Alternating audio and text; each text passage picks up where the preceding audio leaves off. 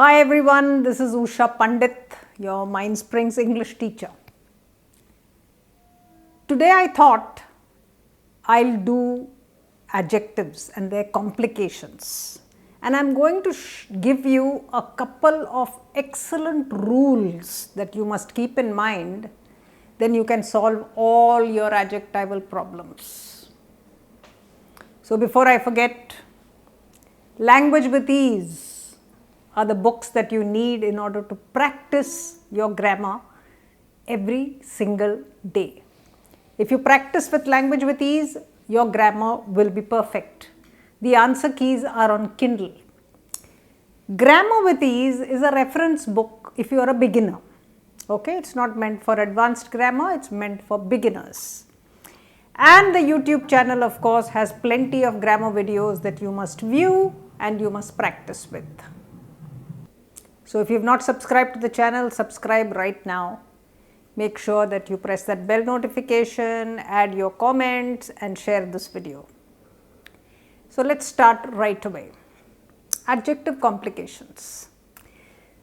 The thing with grammar is that there are complications. So it's never as simple as what they teach you in the primary, where they say the adjective is a word that describes a noun. So this is the definition of adjective that we have, and then we are never told anything else after that.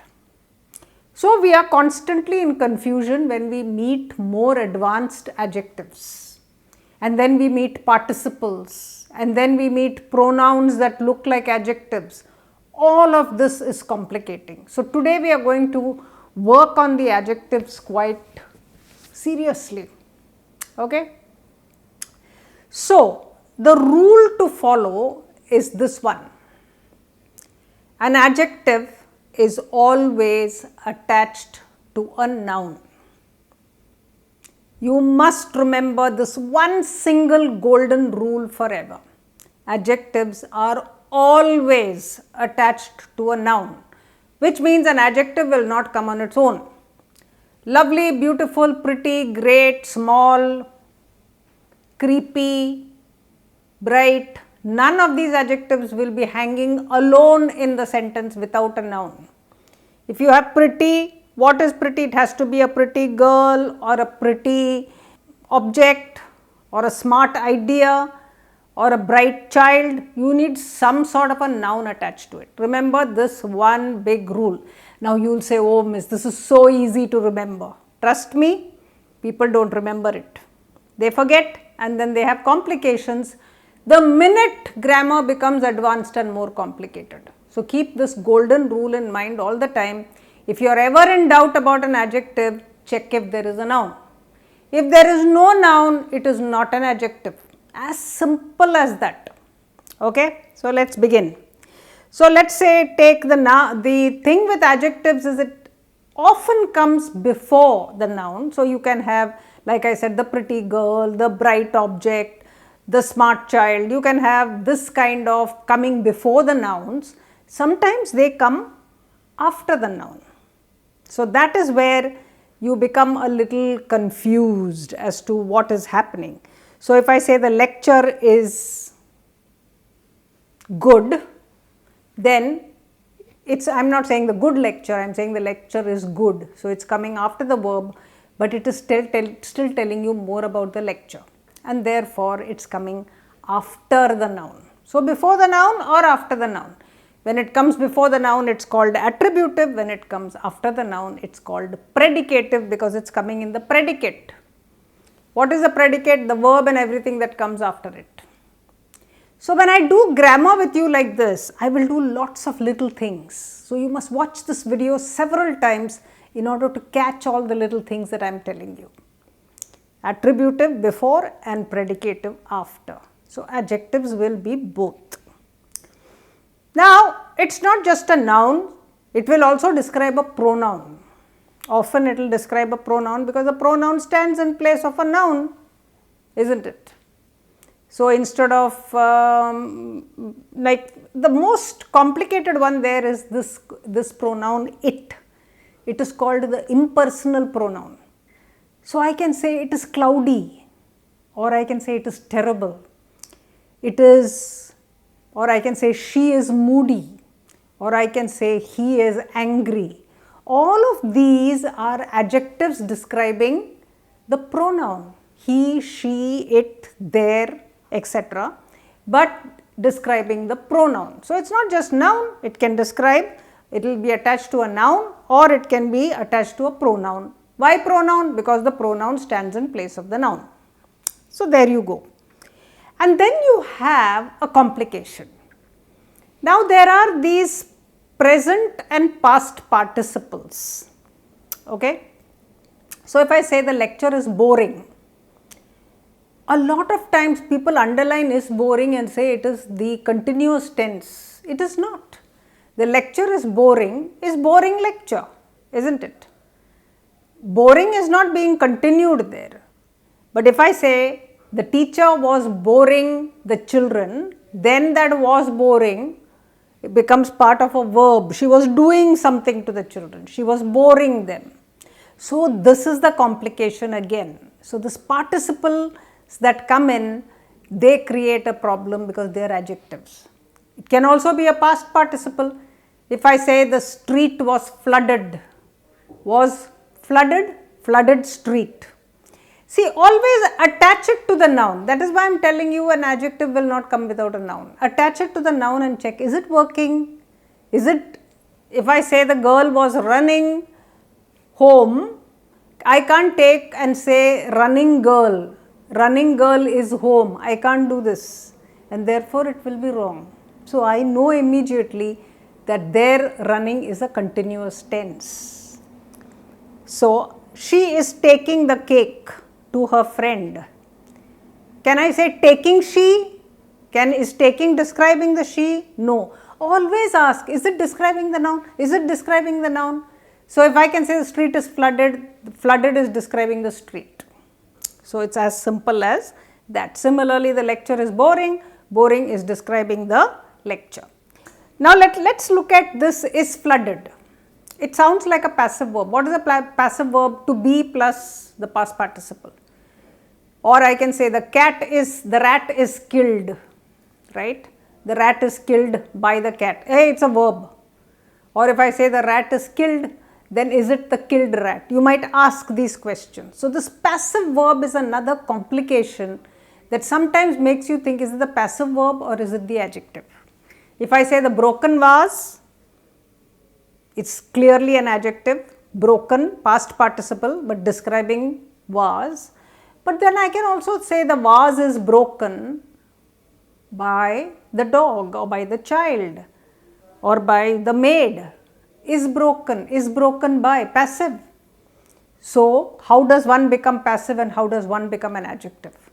You know what? They are the same, the meaning is the same, and that is the only one in grammar where two bits overlap and you can say yes, it can be a verb and yes, it can be an adjective, but both have the same function. Okay? So, that is one complication there. So, I have finished with this complication for you. Now, let us look at how to recognize these complicated adjectives. Adjectives are not always simple like small, big, pretty, small, etc. They will have words like unsupported, boisterous, resentful, clueless, incorrigible, crabby, vacillating, slovenly, parochial, bigoted, manic, outlandish, clandestine, broken. So many adjectives and such big words. Now, you will say, I can't tell whether it is an adjective or an abstract noun. You might say this. You might say, oh, abstract nouns also have big words. So, if I look at a big word, I might just say, oh, it is an abstract noun. Don't make that mistake. Put a simple noun after it. Put the word person, noun, after these words. Boisterous person, incorrigible person, vacillating person, outlandish person, or you can put a girl, boy, crabby boy, parochial man. Put that, it will make sense. Had it been a noun, abstract noun, you cannot do this. So, you know immediately that it is an adjective, it is not a noun. This is how you catch it immediately. That golden rule, noun attached to an adjective, do not forget. Okay? So, the next one is the order of the size. Now, there are many types. So, how do you, when you say adjective, what do? You tell children, oh, it describes a noun. Okay, describe a table, and then children are thinking small, big, they can't think of any adjectives. Now, when they write compositions, they write many nouns, okay? And we tell them put 2 or 3 very good adjectives. They really don't know how to do that. So, there is a very good way to do it. It's called dosas comp. Dosas comp, like dosa, dosas, and comp, composition. Just remember this. Now, what do these words stand for? D stands for determiner, which is the, and, some, etc. O stands for opinion, which means beautiful, magnificent, great. For you it's great, for me it's not, it's an opinion. Size, age, shape, color, origin, Indian, Chinese, etc. Material, silk, velvet, etc. And purpose, P, that is for what it's used. So, with that you get the sentence, the magnificent, large, antique, oblong, burgundy Chinese wedding scarf, and the noun at the end. Now, don't put so many adjectives when you write, just put about 3 of these. So, even if I said the magnificent antique scarf, or if I said the magnificent antique burgundy scarf, it would be enough and it would be great. So, that is your various types of adjectives, and I have given you a very good tip on how to remember it. Just think a determiner, let me put some or several, let me put an opinion, let me put a color, let me put a size, and you are done. Adjectives and pronouns. Somebody was asking me in the questions, ma'am, possessive adjective and possessive pronouns, everybody makes a mistake on this, including the teachers. Now remember, an adjective describes a noun. What is the golden rule? It must be attached to a noun. So, how do you know something is a possessive adjective? Look for the noun. That's all, look for the noun. So, if you have, and there are actually different sets of words. So, my, your, his, her, our, your, their. These are your adjectives. Their bag, my bag, your bag, his bag, her bag, their bag, our bag, etc. All this, if you can put a noun after it, it's an adjective. But if you have a pronoun, it will not have a noun after it. Suppose I say, those toys are his. Now I can't say those toys are his and then put another noun after it. Why would I say that? Those toys are his toys. You don't have to repeat toys 2 times. Those toys, those is definitely an adjective because it's describing toys, but his, if it's coming alone his, it's a pronoun. What do I mean by that? Those toys are his, which means Rohan's or Nisha's or whatever. I am putting a noun there, or the child's. So, therefore, it's a possessive, all right, both are possessives, but if you have a noun, it's an adjective. If you don't have a noun, it's a pronoun. It is that simple. The participle rule, the same rule for the participle, as I said, the braying donkeys, don't call braying a verb because it's an ing word. It does not have a verb in front of it, and therefore it has to be either 2 things, either a gerund or a participle. A gerund is a noun, a participle is an adjective. So, braying donkeys, braying. It can be an ordinary, you can take it as an ordinary adjective, but it is actually a participle because it's an ing word. Were beaten. Beaten there, past participle. Were beaten, passive voice, by the boys. I told you, both can be valid. The donkeys were braying in the yard. Again, you can have a prepositional phrase, in the yard or near the gate. You can have these kind of, but they will always be followed by nouns. So, this noun is a very important thing. Now, when you come to pure participles, I might give you a sentence like waking up, comma, Raj saw a tiger. Now, what is waking up? People are like waking up, so they say, oh, waking up, it's a verb. No, waking up, it's a gerund. They do all kinds of things. Don't do that. Check if it is attached to the noun. And how do you do that? You look at the sentence and you ask, who was waking up? Raj.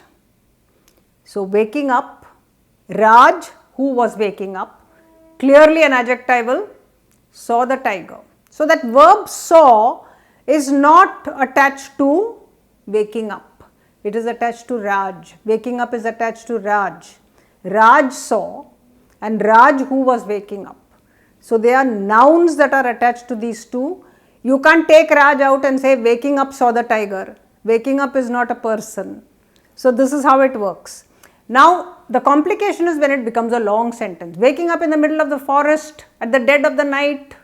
You can put a long sentence and say Raj saw the tiger. No matter how long it is still describing Raj. And therefore, it is going to be what we call a participle phrase. So, what is the most important lesson here that we learned today? We learnt the big rule, the golden rule, adjectives are attached to nouns. So, whenever you are in doubt, check whether what you are calling an adjective, ask, is it attached to the noun in the sentence? And if it is, it's an adjective. Whether you call it a participle, can call it anything, passive, anything, but its function is that of a description word, telling you, describing more about this noun. Okay. So, I have shown you some bits just now, but let me tell you, if you don't practice those sentences with the books, they will simply fly out of your head. But if I were you, I would write this one golden rule and stick it up on my study table on top, which says an adjective will always be attached to a noun or a pronoun. Golden rule. Don't learn adjectives are things that describe nouns. Don't learn this definition, because this definition is fine and your dosas comp will take care of it. The more important definition is that adjectives are always attached to nouns. They will not come they won't go anywhere without nouns. They are like a married couple, adjectives and nouns. Okay. So, I hope you enjoyed that lesson. Till we meet again, keep smiling.